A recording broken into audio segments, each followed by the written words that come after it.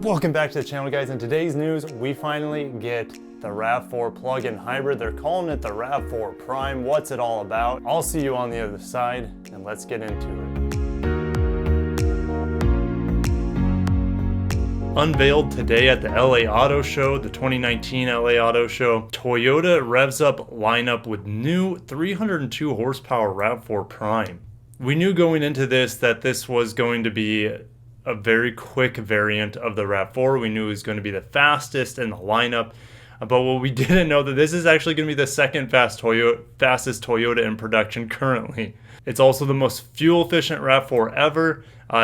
It is going to be the second most fuel efficient vehicle in the lineup. The only vehicle that's going to be more fuel efficient than this is the Prius Prime. It's projected 0 to 60 in just 5.8 seconds, an estimated 90 miles per gallon E. Available in the two trims, actually, SE and XSE model grades. It has a color heads-up display first for the Rav4, which we don't currently see in its brethren, the Lexus NX 300. I will talk a lot about the NX at the end of this video, so stick around for that. New for model year 2021 and available in summer 2020. So what is the electric only range? Well, we know it's quick, 0 to 60 in 5.8. It can drive an estimated 39 miles on the battery alone on a single charge, which is the highest EV range of any plug-in hybrid electric vehicle SUV on the market. 39 miles of range is definitely nice. I did have some information, obviously it wasn't correct, that it was going to be over 40 miles of range, possibly up to 50, but 39 is pretty close, and I am happy with that. And 39 is still better than the Prius Prime, which has about 25 miles on the battery alone, so this has a good 14-15 miles on the Prius Prime. Here's a fun little stat. It builds on the Rav4 hybrid, of course, which is the most powerful and fuel-efficient model in the lineup, with sales over 72% over last year and currently the best-selling hybrid vehicle on the market. So it makes a ton of sense for them to bring this technology to the Rav4 first because the market is absolutely enormous for it. A newly developed high-capacity lithium-ion battery, which it couldn't be like a nickel-metal hydride in a vehicle like this. It had to be lithium-ion. And a booster converter.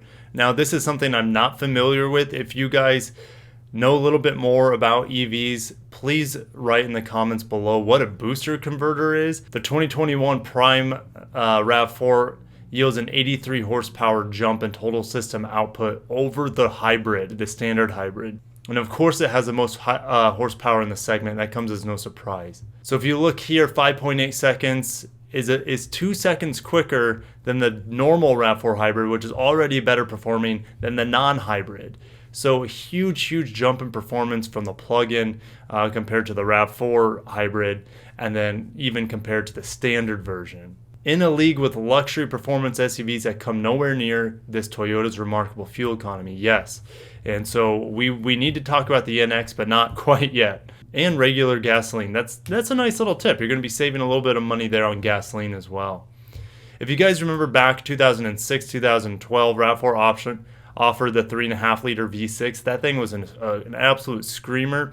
This is still a half second quicker than that vehicle 0 to 60. And of course, it's going to have a lot better miles per gallon. And we were just talking about how it has 90 miles per gallon compared to the 21 miles per gallon in the previous V6. And ever since that V6 left the lineup, people have been wanting that V6 back, or just more performance in general. They're finally getting it here in a method and delivery system that most people weren't really expecting until this year. In the top XSE model, you can also get 19-inch wheels. That's a nice little touch. You can see them right here in the picture. It looks fairly sharp. I'm not the biggest fan of these wheels. It looks like a snowflake or something to me. I do prefer like those 19-inch forged aluminum wheels that you see on the NX, for example. So when I first read this, it says first ever paddle shifters. I'm like, great. Worthless paddle shifters that are going to go through fake gears because it doesn't have gears. It's a CVT or an eCVT, right? Well, as I kept reading, they tell you later on, with available paddle shifters, a driver can downshift to increase regenerative braking in steps, which fosters greater control when driving in hilly areas. So huge, something that I've been wanting on Toyota and Lexus hybrids for a long time is the ability to increase or decrease the regenerative braking. It gives you, of course, range back on the battery, but of course it reduces the wear and tear on your brake pads and rotors. So that's really good to see in this new Rav4 plug-in Prime. So even though it has a larger lithium-ion battery, is mounted underneath the floor, the mounting position also gives a Rav4 Prime a low center of gravity and enhanced driving stability. That is something I wasn't expecting either. I was kind of expecting them to have a really dense lithium-ion battery underneath the rear seat. But the fact that it's mounted under the floor means, of course, they can put a bigger battery pack in there. And then your weight distribution is going to be much better than any of the other models currently. So I'm really excited to see how this thing is going to handle in comparison to some of their sportier offerings like the 86 and the Supra. And the reason is because of this really low center of gravity because of the lithium-ion battery. Now, it's not going to have nearly as low center of gravity as something like a Model Y that'll be coming out, or a Model X from Tesla. And the reason is because they have additional hardware in there for the internal combustion motor. But range anxiety is not a thing. This is where Toyota is really pushing, guys. It's going to be this plug-in hybrid. I think we'll see plug-in hybrids of nearly every single vehicle. They'll have a few fully electric versions. How much range? When are we going to see them? How big? I think we're going to see that really in the Lexus lineup, to be honest, before we see it in the Toyota lineup, unless we see it in, if they remake the Prius as a fully electric variant. I could see that going on as well. But to be honest, I think they're going to push full electric harder in the Lexus lineup before it carries over to the Toyota lineup, because it's more of a premium and high performance technology is fully electric. It also has this predictive efficient drive features. Well, we see this in the current Lexus UX250 hybrid. It is the exact same technology that looks at traffic, it looks at your commute, it learns how you drive, and the time of day is also considered, the topography, the change in elevation. All these things go into how the car will behave at certain times to maximize efficiency. So pretty cool. And just to remind you, as they finish up this article, this will have a 10-year, 150,000-mile warranty. That is going to be very important to them, I believe, going forward in this very competitive EV landscape that we're starting to see. So there you have it. The new Rav4 Prime is looking to be kind of a unique offering in the current world of plugins. We really don't see anything quite like that, especially not in its segment. Yes, you see it more so in like BMW's offerings. I've seen a few of their plug-in hybrids. Volvo is starting to go that way as well. But no one is probably going to be competing directly with this Rav4 Prime. It's going to be really quick. Especially, it's by far the quickest car in the segment. It's way faster than the Lexus NX by about a 0 to 60 of 1 second faster. And that brings me onto the NX. Why not? The Lexus NX is several years behind the Rav4 at this point, and it should be coming in about 2 years from now. It will debut with this plug-in variant, and I don't know, I'm really hoping it's going to be a higher power output than this Rav4 Prime. I keep wanting to say Prius Prime, but the Rav4 Prime, and the NX needs to take a lot of that technology. The fact that you can't get a heads-up display in the current NX, as you guys know, I am a Lexus salesperson. That has shifted a lot of people away from that vehicle that were interested in it. Not necessarily to other manufacturers, but it can to other models. Oh, the RX has heads-up display? Okay, I'm gonna have to go with that.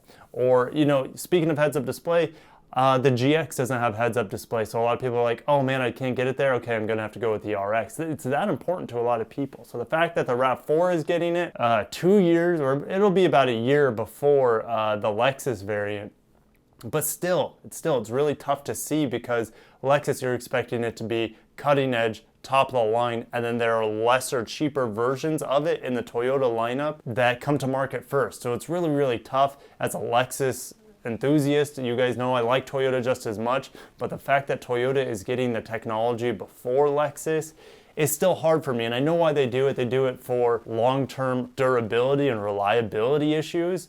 If there are any issues with that technology, it's worked out on the Toyotas first before they bring it to the Lexus, which I understand, but it's still really, really tough to digest because technology moves so quick, and the fact that we're not getting cutting edge technology oftentimes on the Lexus counterparts is a tough pill to swallow. So where does Toyota go with these plugins from here? Well, I honestly, as a big family guy now, you guys know I have my Toyota Sienna, I love that vehicle. If they come out with like a plug-in next generation Sienna with, let's say, 50 miles of range, because that thing's huge. Imagine how big of a battery you could put in there. Let's say they put 50 miles of EV range on it and an estimated, let's say, 75 miles per gallon E. That's incredible. I think we're gonna see variations of this technology in their upcoming Tundra and Sequoia. At least I hope so, because this gives you the best of both worlds between EV and gasoline right now as we make this transition. This transition from gasoline or internal combustion engines over to fully electric is going to be a long time. The battery technology isn't quite there yet for the long range that we need, at least here in America. So this plug-in in between, hybrids are great, but it doesn't give people the EV drive and feel that they want. This plug-in does. And no, is it going to be as good as a full EV? No, but it's pretty darn close. The fact that you can get about 40 miles of range, and then after that, it's going to run like a regular hybrid. So you're going to have plenty of usability and high miles per gallon efficiency from this thing, even if you run out of your pure electric range. And the fact that it is way quicker than any other RAV4 ever made, even the V6, is really impressive. I wasn't expecting it to be actually this quick. I was thinking, oh, you know, maybe 6.5 seconds 0 to 60, but no, we're closer to 5.5 than we are to 6.5 seconds. That's nuts. We're at 5.8 seconds 0 to 60. Of course, we'll see this in the Highlander too, guys. The Highlander will be getting this maybe, let's say it's a year or so, maybe 2 years after we see it Prime here. You know, keep wanting to say the Prius Prime, the RAV4 Prime. It's just going to start infecting, in a good way, start infecting the entire lineup. And it's going to be a slow process, but the fact that they're bringing it out this early is really good to see. I wasn't really expecting it to happen this early. We know that Toyota and Lexus has moved up their EV deadline. They were going to say, oh, you know, we're going to have a bunch of EVs on the market by 2030. No, they moved it up to 2025. So we're going to have lots and lots of these coming fairly soon in the next 5 years of all the plugins. Like I said, the Sienna, possibly the Tundra, and the Sequoia for that matter. You're going to see in the Highlander. And you're going to see, of course, in the Prius Prime eventually will either, this is the thing, what does this mean for the Prius? Because this thing is now better than the Prius Prime in every single way, except for pure hybrid mode and not the EV mode. But it is essentially better than the Prius now in just about every single way. What does that mean for the Prius? Well, the Prius either needs to get a much bigger battery pack, let's say 100 miles of range and a gasoline motor, or they need to give it 300 miles of range in full EV. To me, the Prius at this point needs to go fully EV for it to stay relevant, but we'll see what they do. But that's a lot of speculation, guys. What do you guys think? I want to talk to you in the comments below. I'll probably live stream about this at the end of this week, so Sunday night I usually do my live streams. And then Lexus just came out with the LC convertible, also at the LA Auto Show. I'll make a video on that tomorrow, so you guys can see my impressions on it, as well as, to me it's not as exciting as this RAV4 Prime, but it's still something that Lexus needed in the lineup, a very exciting and beautiful convertible. But I'll catch you guys in the next video. Thanks for watching. Thanks to my Patreon supporters. You guys rock. If you guys want to continue to support the channel, feel free to pop on over to my Patreon page, where my monthly giveaway this month is going to be a t-shirt from my Teespring page. So I'll see you guys in the next video. Until next time, peace out.